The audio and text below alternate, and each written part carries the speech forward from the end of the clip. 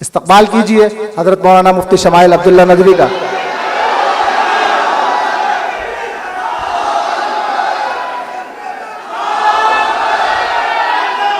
میں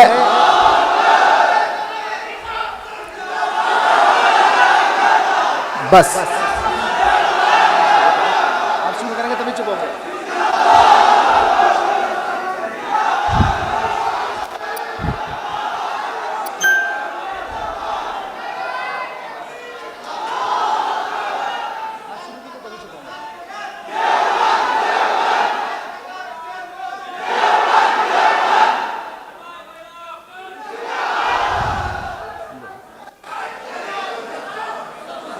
الحمد لله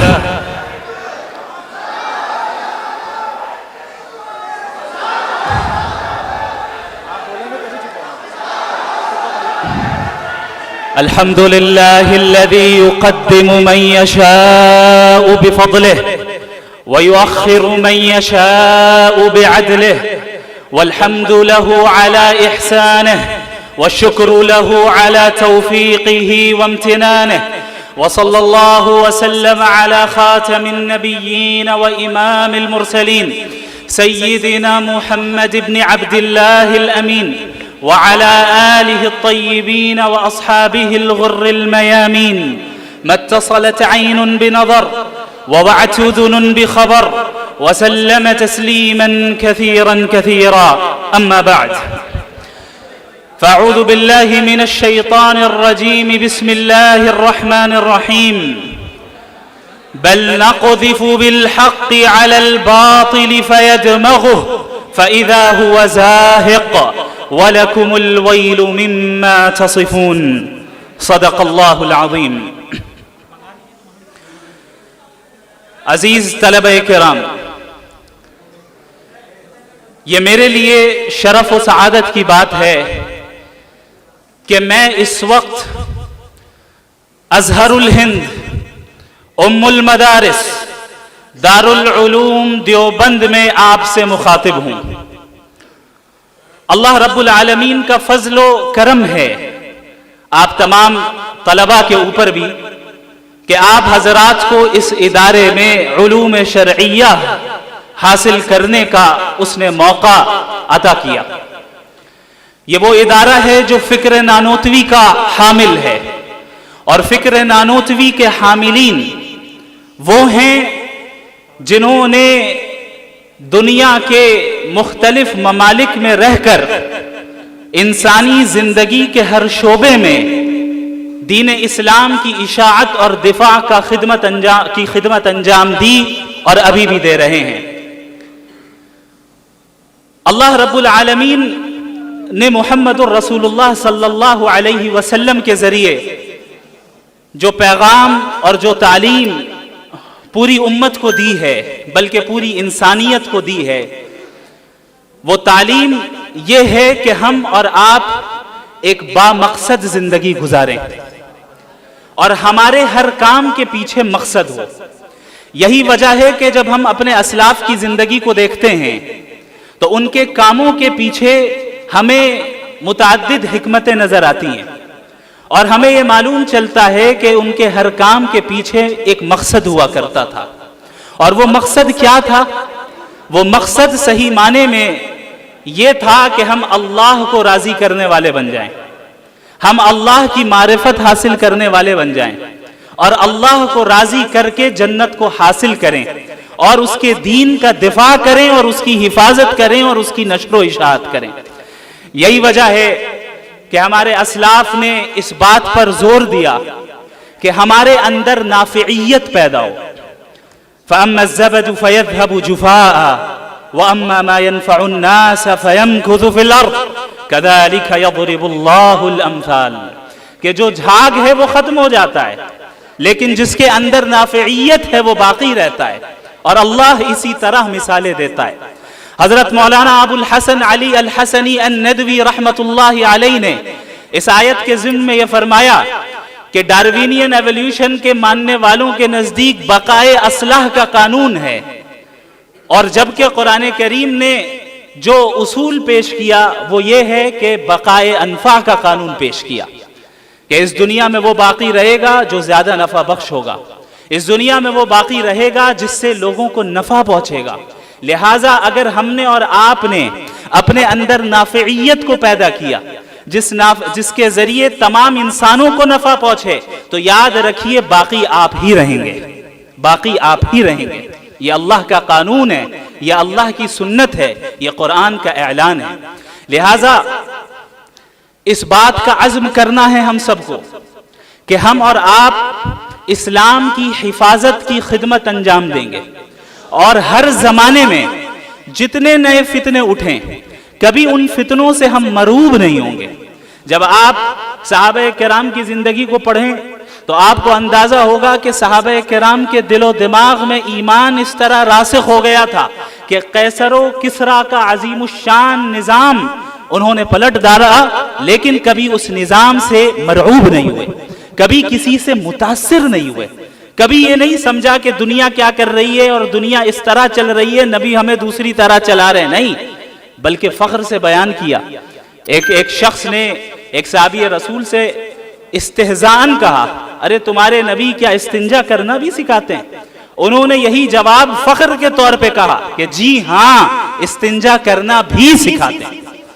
یہ اس کے سچے نبی ہونے کی دلیل ہے، اس دین کے کامل ہونے کی دلیل ہے کہ یہ دین طہارت سے لے کر آگے تک اور ہر انسانی زندگی کے ہر شعبے کے متعلق تعلیم رکھتا ہے۔ یہ اس دین کی خصوصیت ہے۔ یہی وجہ ہے کہ جب ہم اسلام کی بات کرتے ہیں تو کامل اسلام کی بات کرتے ہیں۔ اسلام کا مطلب یہ نہیں کہ ہم صرف نماز روزہ رکھنے والے بن جائیں، بلکہ اسلام یہ ہے کہ ہمارا ورلڈ ویو اسلامی ہو جائے، ہم ہر چیز اسلام کے مطابق کریں، چاہے ہم زندگی کے کسی بھی مرحلے میں کیوں نہ ہو۔ اللہ رب العالمین کا یہ احسان رہا، فضل رہا کہ اللہ نے ہم سب کو اس دین کے علم کو حاصل کرنے کی توفیق عطا فرمائی۔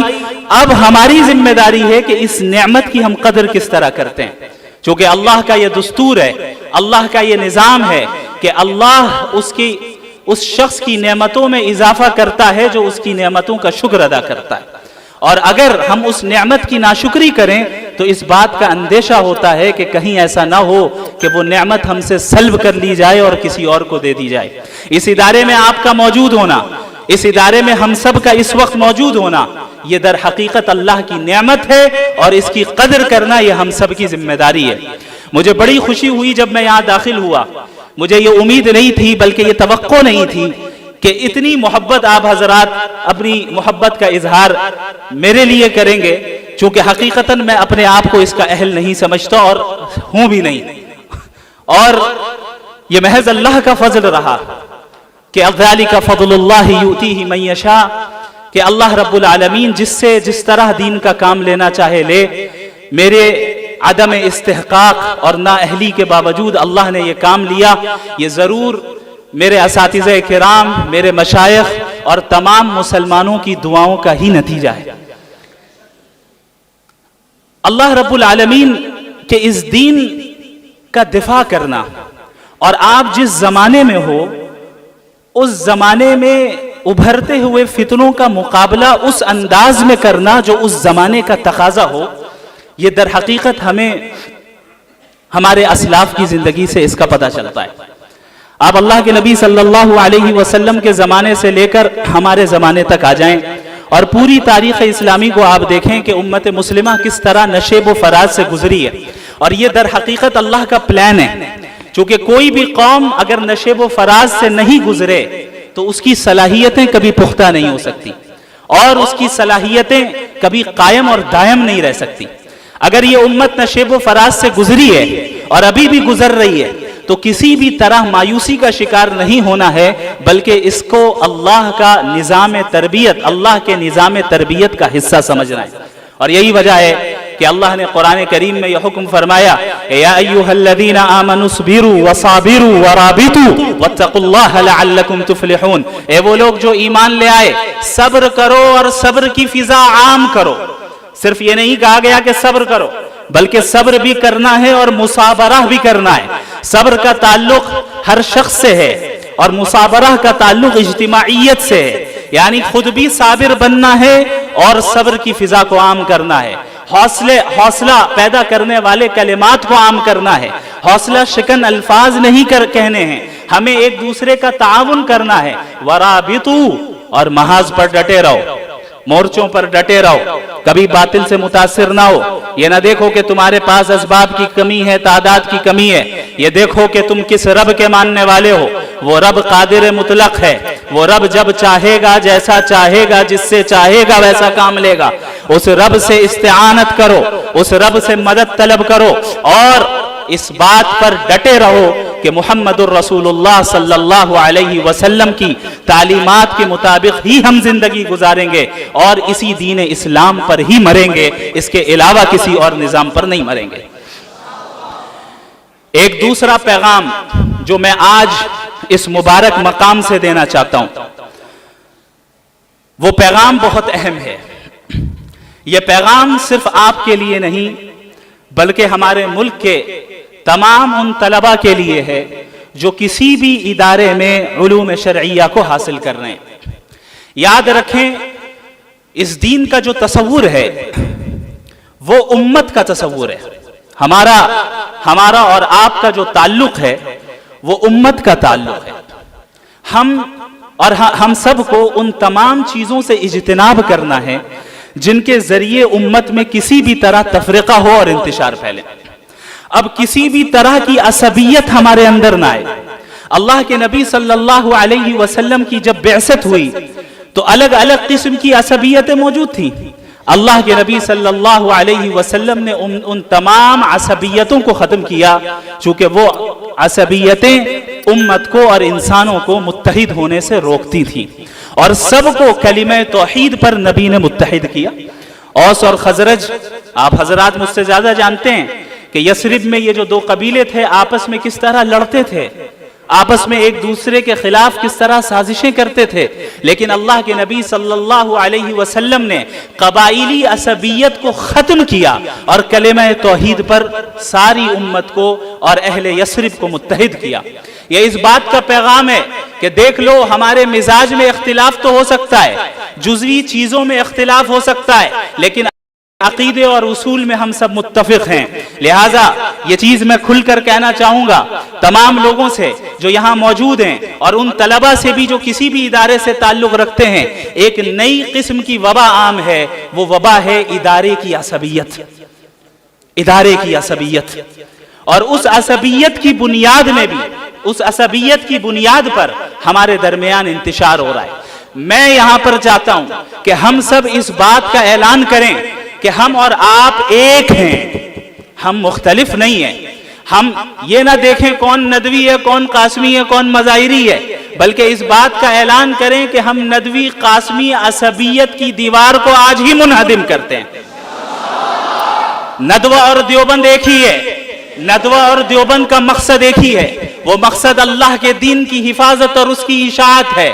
طریقہ کار میں اختلاف ہو سکتا ہے، جزئیات میں اختلاف ہو سکتا ہے، اور یہ اس امت کی خوبی ہے، اسے تسلیم کرنا ہے. اللہ رب العالمین سے میں دعا گو ہوں کہ آپ تمام حضرات کو جزائے خیر عطا فرمائے. یہ آپ حضرات کی دعاؤں کا نتیجہ ہے کہ جو کچھ بھی اللہ نے کل ٹوٹی پھوٹی باتیں میری زبان سے کہلوا دی، محض اس کا فضل ہے اور اس کے بعد آپ حضرات کی دعائیں. اور میں ایک چیز اور بتاؤں کہ اس ڈیبیٹ اور مناظرے کو جو انجام دیا ہم نے، اس کی آخری تیاری اسی سرزمین دیوبند میں ہوئی الحمدللہ. اور جو بھی ہمیں کامیابی حاصل ہوئی، اللہ کا فضل، آپ حضرات کی دعائیں، اور بالخصوص حضرت مفتی یاسر ندیم الواجدی دامت برکاتہم العالیہ کی توجہ ہے خاص اور ان کی تربیت کا نتیجہ رہا کہ ہم اس مرحلے سے کامیابی کے ساتھ گزر گئے. حضرت مولانا رحمہ اللہ حفظہ اللہ تعالی، رحمہ اللہ لغوی اعتبار سے کہنا صحیح ہے، اللہ ہم سب پر رحم کرے، ہم سب پر رحم فرمائے. حضرت مولانا حفظہ اللہ تعالی سے میں نے، جو ہمارے وہ شخص تھے جن کے ساتھ مناظرہ ہوا، جب میں نے یہ ارادہ کیا کہ انہیں اس مناظرے کی دعوت دینی چاہیے تو سب سے پہلے میں نے جنہیں فون کیا وہ مفتی صاحب تھے، اور مفتی یاسر ندیم الواجدی صاحب سے میں نے مشورہ کیا اور ان سے پوچھا کہ حضرت آپ کی کیا رائے ہے، کیا یہ قدم اٹھانا چاہیے یا نہیں؟ حضرت نے ہمت افزائی کی اور اجازت دی کہ آپ ضرور یہ کام کریں، انشاءاللہ خیر ہوگا۔ اور اس وقت سے لے کر ابھی تک مسلسل حضرت نے میرا تعاون کیا اور میری مدد کی۔ جو فکر میں ندوۃ العلماء سے لے کر آیا تھا کہ مغربی تہذیب کے خلاف کام کرنا ہے، اور حضرت مولانا ابو الحسن علی ندوی رحمہ اللہ کی تحریروں سے جو فکر مجھے حاصل ہوئی، کیونکہ آپ سب کو معلوم ہونا چاہیے کہ حضرت مولانا علی میاں ندوی رحمہ اللہ اکثر مغربی تہذیب کے خلاف لکھتے تھے، اور اکثر یہ کہتے تھے کہ اس زمانے کا سب سے بڑا فتنہ ہے، اس کا مقابلہ کرنا چاہیے۔ یہاں تک کہ انہوں نے یہ جملہ کہا کہ مجھے یقین ہے کہ اگر آج ابو حنیفہ زندہ ہوتے، امام مالک زندہ ہوتے، امام شافعی زندہ ہوتے، امام احمد بن حنبل رحمہم اللہ اجمعین زندہ ہوتے، تو تھوڑی دیر کے لیے شاید فقہ کی تدوین کو بھی روک دیتے اور مغربی تہذیب کے رد پہ لگ جاتے۔ یہ اللہ کا فضل ہے کہ اللہ رب العالمین نے دارالعلوم دیوبند کے فارغ اور ملک کے بلکہ عالمی سطح کے معروف اسکالر جناب مفتی یاسر ندیم الواجدی کا انتخاب فرمایا کہ وہ اس محاذ پر ایک پوری ٹیم تیار کریں۔ لہذا ندوۃ العلماء سے فراغت کے بعد میں نے حضرت مفتی صاحب کے پاس تحافظ الملاحدہ کا کورس کیا، اور یہ جو 2 سالہ کورس تھا، در حقیقت اس کورس کے ذریعے سے ہی راستے ہموار ہوئے اور مجھے پتا چلا کہ جو فکر میرے اندر ہے اس کو عملی جامہ کیسے پہنانا ہے۔ اللہ رب العالمین انہیں جزائے خیر عطا فرمائے۔ میں اکثر کہتا ہوں کہ حضرت کا احسان میرے اوپر اتنا زیادہ ہے کہ جس طریقے سے امام ابو یوسف کے لیے ابو حنیفہ تھے، جس طریقے سے ابن قیم کے لیے ابن تیمیہ تھے، ٹھیک اسی طریقے سے میرے لیے حضرت مفتی یاسر ندیم الواجدی دامت برکاتہم العالیہ ہیں۔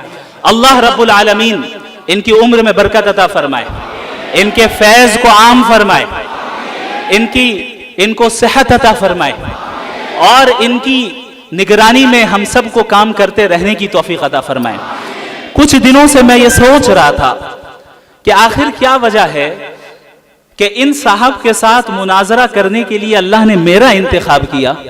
کیا ہی بہتر ہوتا کہ حضرت مفتی یاسر ندیم الواجدی صاحب مناظرہ کر رہے ہوتے۔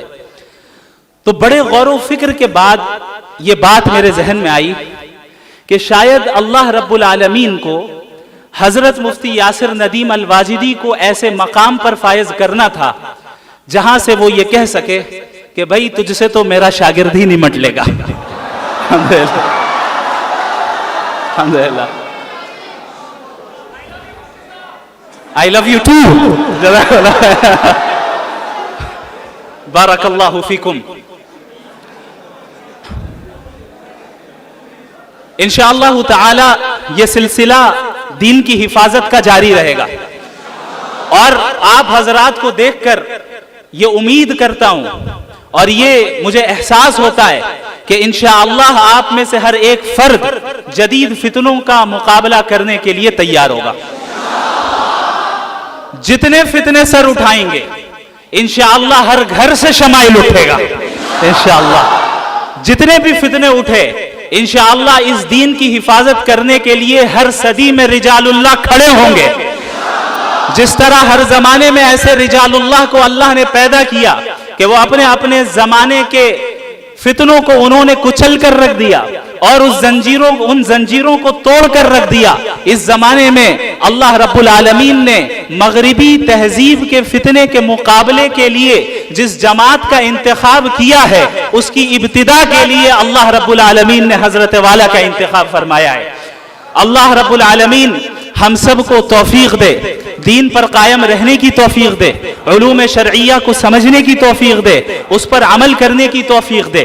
اور ایک چیز میں اور بتاتا ہوں اور اس کے بعد میں اپنی بات مکمل کروں گا انشاءاللہ۔ اس ادارے میں رہتے ہوئے آپ اپنے اساتذہ کی قدر کر لیں، اپنے اساتذہ کا احترام کر لیں.